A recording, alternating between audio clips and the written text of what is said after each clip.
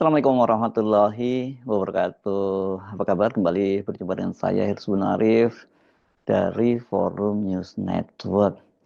Kejaksaan Agung memastikan kasus dugaan korupsi impor gula kristal yang menyeret mantan Menteri Perdagangan Thomas Trikasi Lembong itu akan segera disidangkan. Kejaksaan Agung pada hari Rabu, ini kemarin ya, tanggal 26 Februari 2025, telah melimpahkan kasus Tom Lembong itu bersama dengan satu orang tersangka lainnya.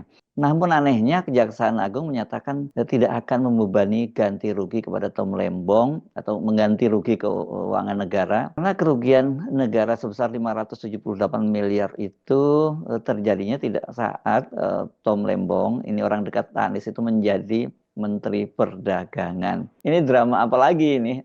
Di media sosial saya lihat banyak yang menyatakan kebingungan ini karena dalam istilahnya netizen ini membagongkan. Sebab sebelumnya ketika Tom Lembong itu ditetapkan sebagai tersangka, Kejaksaan juga mengaku tidak menemukan adanya aliran dana ke Tom Lembong. Kalau toh itu disebut ada kerugian negara, dasarnya adalah adanya potensi kerugian negara. Sampai sekarang pun juga Kejaksaan tidak menjelaskan adanya aliran dana, tidak bisa menjelaskan adanya aliran dana itu. Alasannya katanya nanti itu akan dibuka dalam proses di pengadilan. Jadi sejak awal kasus penetapan Tom Lembong menjadi tersangka itu, bahkan sampai sekarang setelah dilimpahkan ke pengadilan pun itu memang betul-betul membuat orang bertanya-tanya apa yang terjadi ini, apa sesungguhnya yang terjadi, benarkah ini motifnya ya soal dendam politik pada sisa dari atau residu dari Pilpres 2024. Dan karena itu banyak kalangan yang sejak awal juga mendesak agar Kejaksaan Agung itu membebaskan Tom Lembong. Ya tadi karena muatan politisnya kasus ini sangat tentara, bahkan ini yang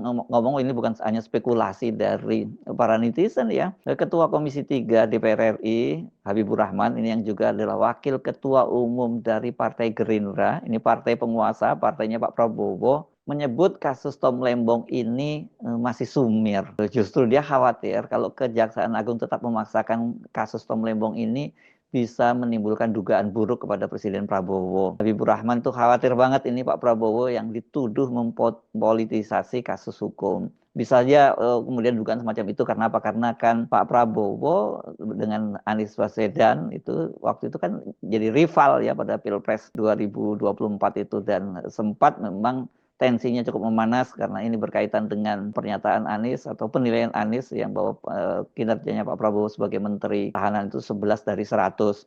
Itu yang kemudian waktu itu Pak Prabowo kemudian menyindirnya juga soal etik-etik endasmu. Itu kalau etik-etik endasmu itu dikaitkan dengan pertanyaan Anies kepada Pak Prabowo soal status Gibran yang oleh netizen dijuluki sebagai anak haram konstitusi, karena terjadinya proses pencalonan dia pada waktu itu dia lolos karena pelanggaran etik berat yang dilakukan oleh pamannya yang menjadi ketua Mahkamah Konstitusi. Ini Anwar Usman ya. Sebelum dia akhirnya Pak Anwar Usman ini dipecat oleh Majelis Kehormatan Mahkamah Konstitusi atau MKMK yang pada waktu itu dipimpin oleh Jimli Asidiki. Dengan konstruksi hukum yang sangat lemah, sumir itu, jika hakimnya independen ini ya dan tidak mendapat tekanan, peluang Thomas Lembong dibebaskan itu sangat besar. Kejaksaan Agung melalui juru bicaranya Harli Siregar menyatakan bahwa perkara mantan Menteri Perdagangan Thomas Trikasi Lembong itu sudah dilimpahkan ke Pengadilan Tipikor Jakarta pada hari Rabu tanggal 26 Februari 2025. Dan Tom ini merupakan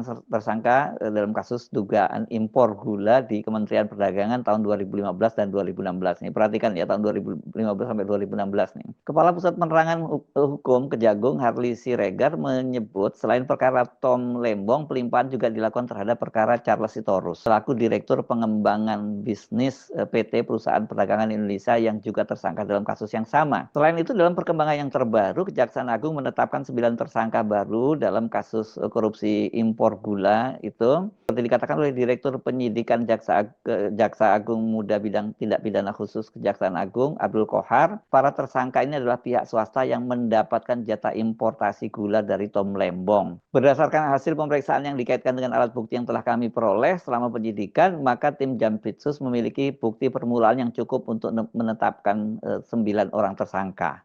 Itu dalam jumpa pers yang disampaikan oleh Abdul Qohar pada hari Senin tanggal 20 Januari 2025. Jadi 9 tersangka baru itu semuanya adalah pihak swasta. Itu yang mendapat jatah impor gula kristal. Qohar pada waktu itu menerangkan bahwa ke-9 tersangka tersebut melakukan tindak pidana korupsi yang sama, yaitu mengajukan permohonan izin melakukan importasi gula kepada Tom Lembong. Padahal katanya izin impor itu hanya bisa didapatkan oleh perusahaan badan usaha milik negara atau BUMN yang ditunjuk pemerintah. Impor pun hanya diperbolehkan untuk gula kristal putih yang siap dijual kepada masyarakat.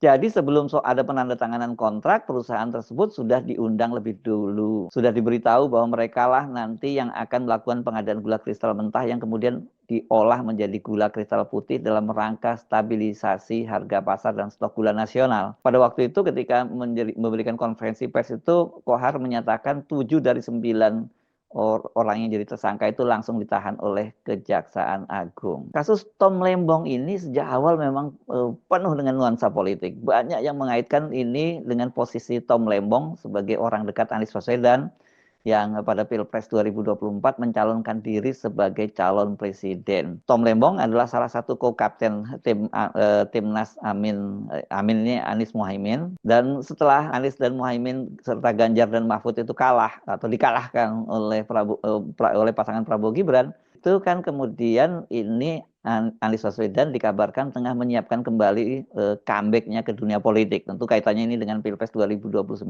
Opsinya kalau tidak membentuk parpol, mereka itu akan membentuk ormas. Belakangan dikabarkan mereka itu akan membentuk ormas dan Tom Lembong akan menjadi salah satu tulang punggungnya. Jadi pilihannya itu yang lebih strategis membentuk ormas bukan parpol. Nah, tiba-tiba saja kemudian Thomas Lembong ditahan gitu ya. Penahanan Thomas Lembong ini dicurigai merupakan cawe-cawe Jokowi terhadap kejaksaan.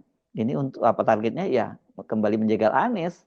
Jangan sampai dia lolos kembali ke Pilpres 2029 dan menjadi batu sandungan Gibran untuk menjadi presiden. Jadi orang kepercayaannya dipotong dulu, kakinya Anies sebelah dipotong dulu dengan ditetapkan Tom Lembong sebagai tersangka. Kecurigaan semakin bertambah kuat karena tadi ya pernyataan dari Habibur Rahman tadi yang sekaligus merupakan sinyal bahwa Prabowo juga tidak happy dengan penetapan Tom Lembong itu sebagai tersangka. Nah, cara-cara seperti ini maksudnya tentu bukan cara mainannya Prabowo, dan juga ini pasti citranya makin buruk itu kalau dia betul melakukan langkah itu ya, melakukan langkah-langkah menggunakan instrumen hukum untuk habisi lawan-lawan politiknya seperti yang dilakukan oleh Jokowi, seperti yang dilakukan oleh gurunya. Namun di tengah tekanan publik, itu ternyata Kejaksaan Agung itu memutuskan untuk jalan terus. Bahkan pada waktu itu kan langsung menahan Tom Lembong. Dan Tom Lembong kan sempat curhat kepada media, apa dasar penahanannya? Karena sampai sekarang kan Kejaksaan tidak menemukan fakta bahwa ada aliran dana kepada dia gitu ya. Thomas Lembong itu kemudian mengajukan gugatan pra-peradilan ke Pengadilan Negeri Jakarta Selatan, namun gugatan tersebut ditolak oleh majelis hakim. Ini agak aneh juga kenapa ditolak ini ya.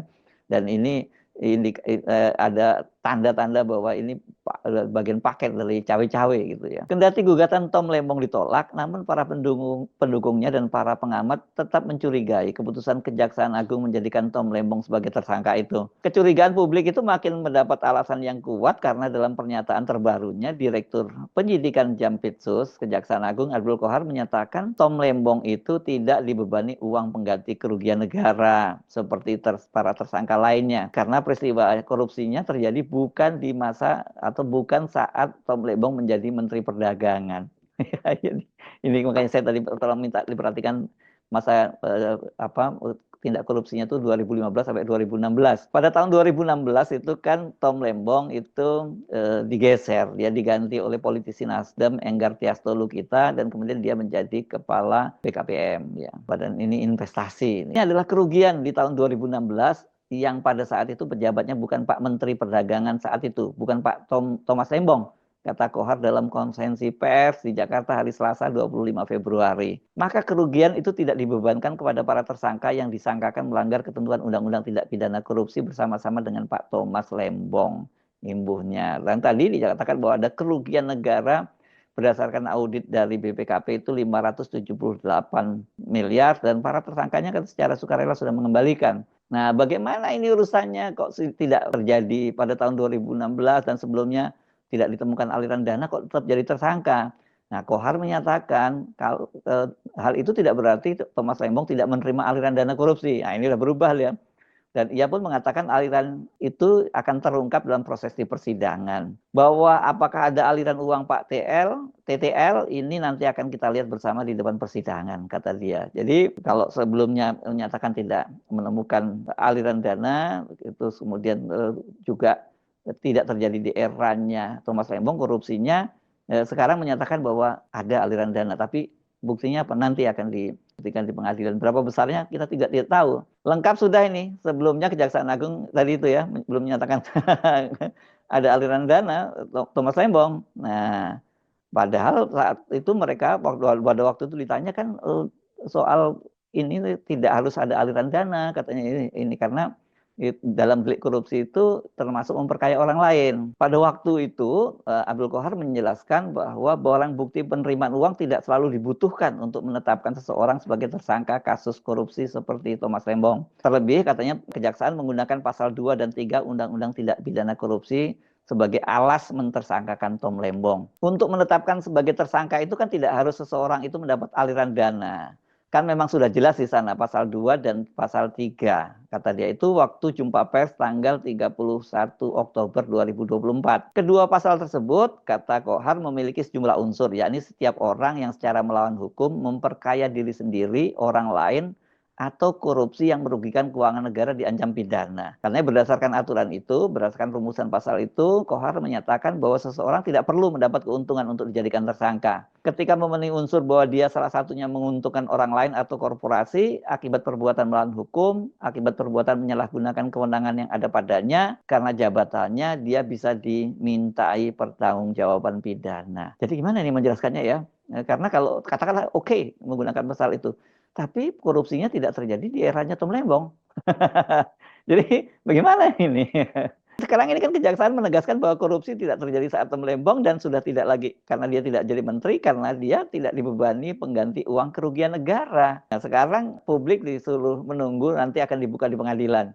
Jadi kecurigaan publik, netizen, pengamat, dan bahkan para politisi partai politik pemerintah, pendukung pemerintah itu punya dasar yang kuat yang mencurigai kasus Tom Lembong itu. Makanya saya menyatakan ini kalau melihat konstruksi hukumnya, ini kemudian hakimnya itu benar-benar independen, tidak terkena cawe-cawe, ya Tom Lembong itu harusnya dibebaskan. Saya Hersbun Arif dari Forum News Network. Sampai jumpa lagi. Wassalamualaikum warahmatullahi wabarakatuh.